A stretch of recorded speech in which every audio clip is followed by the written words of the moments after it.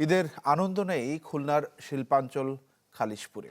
একসময়ের প্রাণচাঞ্চল জনপদ এখন মৃতপ্রায়। লোকসানের অজুহাতে ৬ বছর আগে ৯টি রাষ্ট্রায়ত্ত পাটকল বন্ধ করে দেয় সরকার।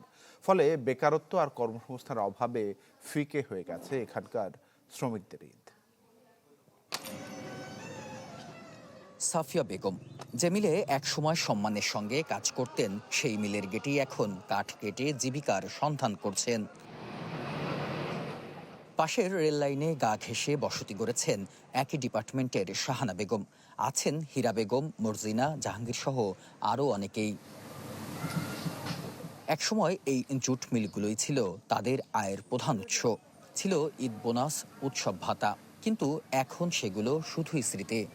আগে তো আমরা মিলে কাজ করছি। আমি কি কিছু ধরেছি নাকি? আপুটা আপনাকে চেক আউট করছে, জাস্ট কুল থাকো।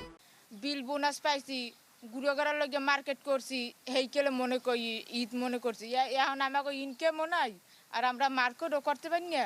আগের ঈদ খুব সচ্ছলতার মধ্যে কাটতো, আর এখনকার ঈদ সচ্ছলতা তো দূরের কথা, খাইতেই পারি না। আমাদের এখন না খাওয়ার পালা একটা, রিক্সা চালাচ্ছি, পয়সা আসছে না, দিন গেলে মজুরি দিতে 250-300 টাকা রিক্সা জমা দিতে হয়। তা আমরা খুব কষ্ট ভিতর আছি।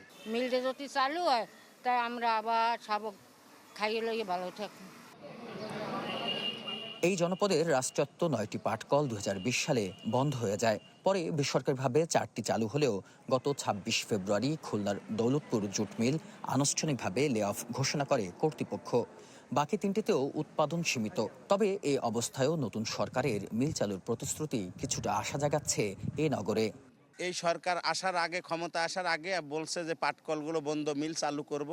আমরা সেই আশায়, সেই প্রত্যাশায় রয়েছি যে মিলগুলো যদি এই সরকার চালু করে তাহলে হয়তো বা আমাদের সুদিন ফিরে আসবে।